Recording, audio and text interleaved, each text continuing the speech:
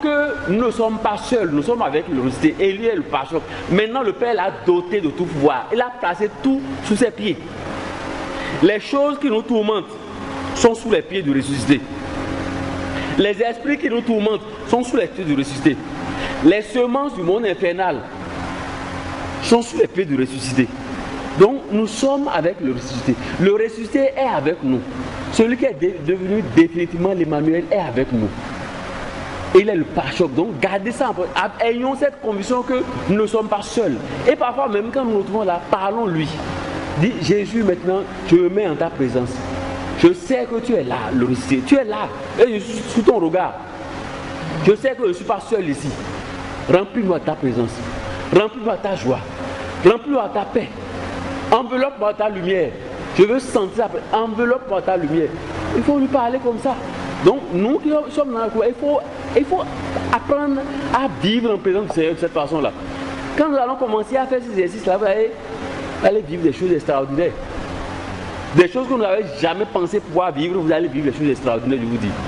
Dis, je suis en ta présence, je marche avec toi. Ce n'est plus moi qui vis, c'est toi le ressuscité qui vit en moi.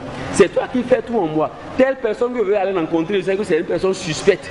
C'est une personne que les gens peuvent utiliser pour une nuit. Mais je sais que je ne vais pas seul, je vais avec toi. Quand la personne va me voir, c'est toi qui va voir, la personne va voir d'abord. Avant que je n'arrive là, c'est toi que la personne va voir. Et si la personne avait déjà préparé un coup, avant que je n'arrive, tu aurais déjà neutralisé ça. Quand la personne va me voir comme ça, tout serait neutralisé. Donc, nous devons apprendre à prier de cette façon-là. Ça, c'est marcher en présence du ressuscité. Alors que le Seigneur nous en accorde la grâce. Dites Amen. Ah, votre Amen est faible parce que peut-être que les gens ont déjà à l'intérieur.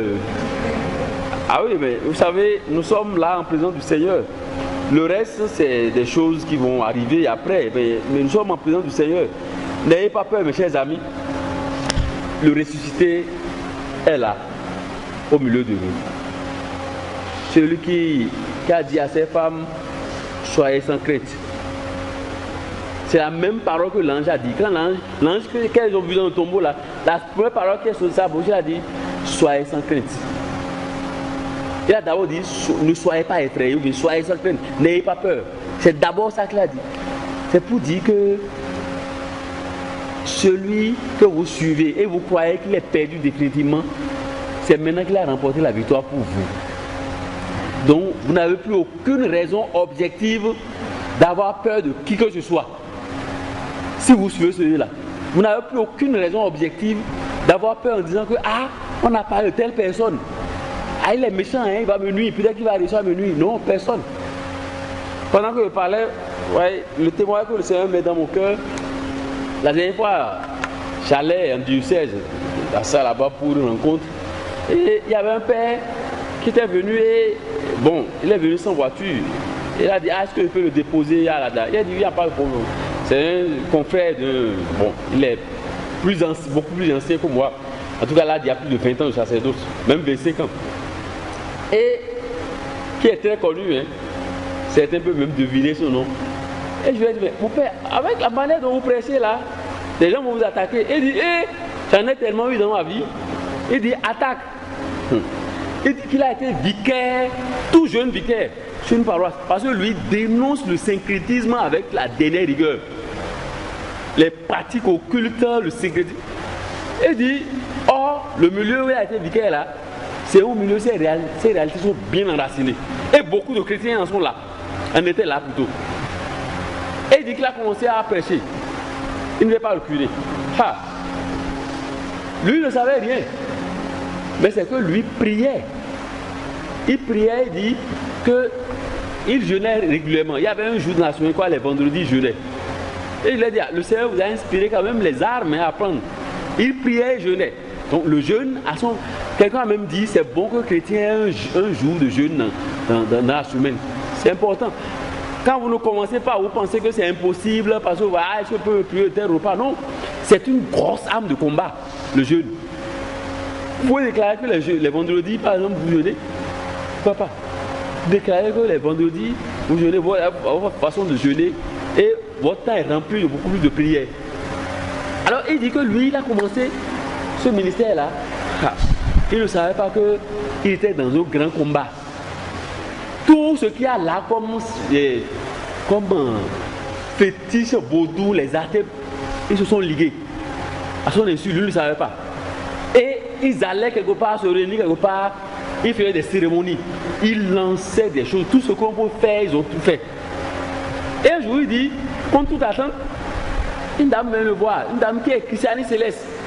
Et son mari est pasteur dans l'église Christiane Céleste, dans le milieu. Et la dame dit, je suis venue, parce qu'elle dit, moi, je ne peux plus être chrétien catholique. Mon mari est même pasteur, sinon, je deviendrai chrétien catholique. Elle dit, derrière ma maison, tous les soirs, tous les chefs ces fétiches du chef vaudou là se réunissent là et ils prononcent votre nom, dit tel père là, ceci va lui arriver. Et tout ce qu'il y a comme maléfice qu'on peut jeter à une personne là, ils ont tout fait. Et vient là, donc elle entend. Et dit telle personne, et ils font tout. Et que tu es toujours debout comme ça, je prends ton Dieu au sérieux. Il dit, c'est la première chose. Et lui ne savait pas, il ne savait rien de tout ça. Donc il dit, la dame, quand tu t'attends, elle est venue lui dire ça.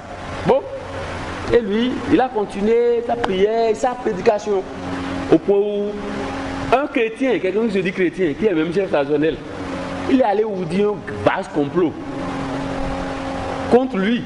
Donc il a soulevé des gens contre lui. Et ils sont allés empêcher que la baisse ait lieu sur la paroisse un dimanche. Mais crois-moi. Vous voyez, ceux qui se disent, il y a des gens qui se disent chrétiens, mais c'est les agents du monde des ténèbres qui sont parmi nous parfois, dans nos communautés paroissiales et autres. Donc nous devons faire très attention. Faisons très attention. Et il dit que, mais quand il a fait ça là, parce qu'on dit, il est d'abord allé voir les chefs. Il lui a dit qu'il veut les pousser avec. Et ils ont dit, comment il veut non, qu'il ne veut pas, il ne peut pas faire ça.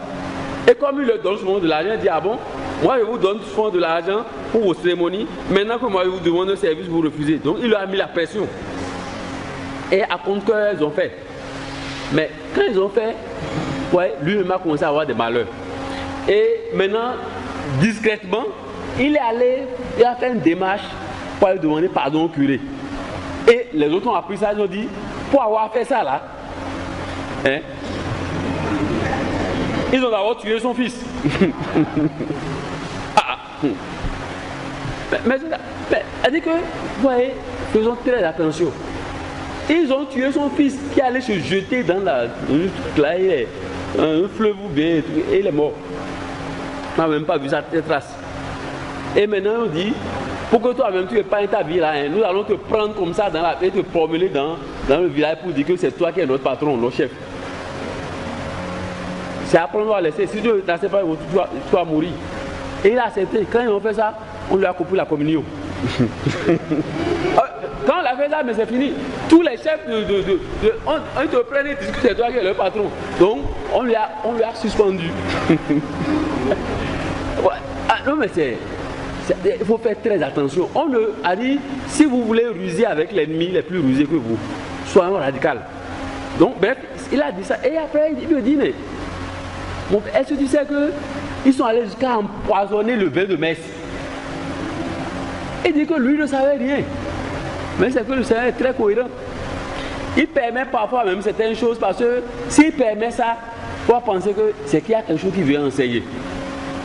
Ce qu'il a dit dans l'évangile, je vous dis, hein, c'est la vérité qui s'applique point par point, virgule par virgule.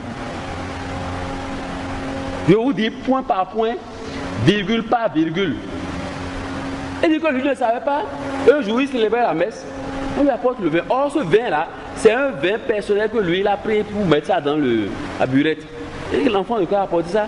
Il a vu que ça avait une couleur. Donc, le vin blanc, comme vin de messe, n'existait pas encore. Il y a seulement quelques années qu'on a commencé à avoir des vins de couleur blanche comme vin de messe. Donc, il a dit, mais ça a blanchi de certaine manière. Bon, au moment où il voyait ça, c'était trop tard. Donc, il était déjà en plein opératoire. Bon, lui là, ça l'a mis. Ça l'a intrigué un peu, il l'a mis. Et lui ne savait pas. Et il a célébré. Et il a communié au corps de Christ il a communié au sang de Christ. Dès que c'est entré dans ça là, et même, il m'a dit ça en fond quoi. Ça l'a brûlé sur la langue, etc. Mais il a pris. Mais en fait, il n'a rien eu. Donc, jusque-là, il n'avait pas la certitude que c'est empoisonné. Il dit, après, lui-même, il a pris le vin là, le reste, il allait comparer ça. En plus, c'est lui-même qui a mis ça là. Il a vu que les gens avaient bu le poison du temps. Or, il ne savait pas que ceux qui l'ont fait avaient déjà fait circuler une rumeur à son insu en disant que faites attention, il y a des enfants de cœur qui empoisonnent le vin de messe, etc. Donc, c'est eux qui ont orchestré ça. Mais le Seigneur a permis ça pour montrer que quand tu es avec lui, parfois à ton insu, les gens vont chercher à t'empoisonner, ils ne le réussiront pas. Ils vont le faire, mais ce qu'ils attendent ne viendra pas. Et dit après, c'est pas fini. Et dit après, un jour là, il a rêvé, il s'est retrouvé au milieu d'eux, en songe là, et parlait de lui, faisait des menaces, il planifiait des choses contre lui. Et quelque temps après, qu'est-ce qu'il a eu? Il est tombé malade. Il a dit qu'il est tombé malade et qu'il ne pouvait même plus marcher. Non, parfois le Seigneur permet que vous souffriez un peu. S'il permet ça, vous allez penser qu'il vous a abandonné. C'est pourquoi il dit, quelqu'un a dit, il faut avoir un objectif. Quoi qu'il arrive, moi je vis pour ta gloire. Celui qui vit pour la gloire, il dit parfois, il doit souffrir. C'est pas... Mais vous savez que le Seigneur est là avec vous. Donc s'il a permis ça, c'est qu'il y a quelque chose qu'il veut vous enseigner et qu'il veut enseigner aussi à l'autre côté, à l'autre camp. Il faut être sûr de ça. Donc c'est pas la peine de dire je fais toutes les prières, etc. Mais telle chose m'arrive. Tu fais toutes les prières, tu es irréprochable, etc. Si ça arrive, c'est qu'il y a quelque chose que le Seigneur veut enseigner. C'est pas pour que tu es sur la honte. Et cette maladie a duré une quarantaine de jours. Hein. Ah oui. Et il ne pouvait pas marcher correctement, tout ça, il était faible. Bon. Donc c'est des maléfiques qui l'ont atteint. Le Seigneur a permis ça là, c'est atteint. Un jour, bon, le père d'Alain Gilbert, il dit qu'il voulait même d'être envoyé à Saint-Jean comme curé, que la chose il a dit d'aller le voir. Il allait voir le père Gilbert d'Alain et il lui a dit que mon père, bon, je sens aussi que au milieu où je suis là, voilà, les attaques, les gens m'attaquent, ils me font des menaces, etc. Et quand le père dit je vois, il a dit qu'il a prié sur lui, simplement. Dès qu'il a prié sur lui là, l'instant d'après, il commence à se sentir mieux. Il a commencé à avoir la force de marcher correctement. Petit à petit, c'est parti. Et il dit quand c'était passé comme ça, vous savez ce qu'ils ont dit? Ce qu'ils ont commencé à faire, à dire dans le milieu, ils disent, et doboué, beglo, et boisé, beglo, et boisé, vous savez ce que ça veut dire? Et doboué, c'est qu'on l'a envoûté. Tout ce qui a comme envoûtement, les plus dangereux là, ils ont tout lancé contre lui, ça n'a pas marché. Et boisé, maintenant on utilise la puissance de la sorcellerie. Et boisé, et doit atteindre l'oumeni. Disons, pour un oui. Donc maintenant ils disent qu'ils vont le tuer comme ça physiquement. Mais non, jamais. C'est pour vous dire quoi? Quand vous entendez ça, ça veut dire quoi? Le Seigneur est fidèle à lui-même. Donc il n'y a pas celui-là sur cette terre qui puisse défier le ressuscité.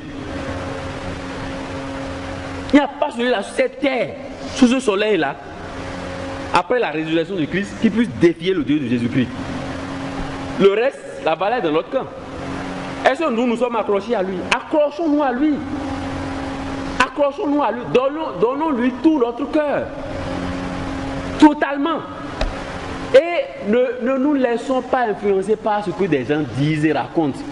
Ils vont faire dire des choses, aller entendre même des menaces. Mais ils vont dire, mais confiez dans le Dieu, on va voir jusqu'où il ira. Ils vont dire, préoccupez-vous de ce que le Seigneur a dit. Ce que les hommes racontent, il faut les laisser. Vous préoccupez-vous de votre Dieu et de ce qu'il vous a dit et accrochez-vous à lui. Essayez d'accomplir vos devoirs chaque jour. Et le reste, vous allez marcher de victoire en victoire.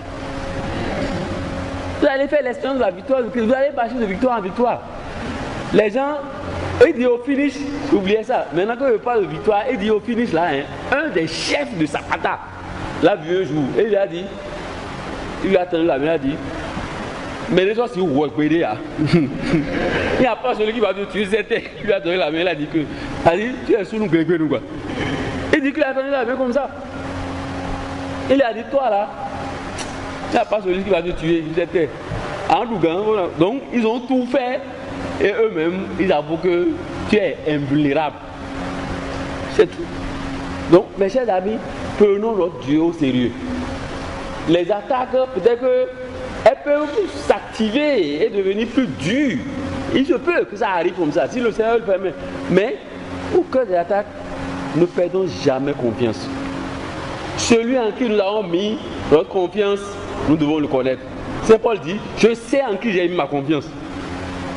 Et toi, tu sais en qui tu as mis ta confiance. Tu sais en qui tu as mis ta confiance. Tu connais l'étendue de sa puissance. Tu sais jusqu'où va sa puissance. Ah, c'est nos limites. Sa puissance n'a aucune limite. Il n'y a personne qui puisse défier celui-là. Donc, la personne qui fait des menaces, qui ont mijoté des choses, si le Seigneur lui dit, j'ai fini aujourd'hui, là, tu ne te lèves pas. Tu ne te lèves pas. Donc, s'il lui permet de se lever, hein, c'est qu'il veut lui démontrer qu'il est tout petit. S'il est là en train de penser que le Seigneur veut lui enseigner quelque chose, mais lui n'aura pas raison de ta vie. Il n'aura jamais le dernier mot. Tant que tu es du côté de Dieu, lui n'aura jamais le dernier mot. Alors le Seigneur ne permettra jamais que le monde infernal ait le dernier mot sur nous. C'est lui qui aura le dernier mot sur notre vie. C'est lui qui aura le dernier mot sur nous. C'est lui qui a la clé de notre vie. C'est lui qui a la clé de tous les aspects de notre vie. C'est lui qui a la clé de notre avenir. C'est lui qui a la clé de notre présent. Et notre vie est totalement entre ses mains. Alors, que sa main repose sur chacun de nous maintenant. Au nom du Père, et du Fils et du Saint-Esprit.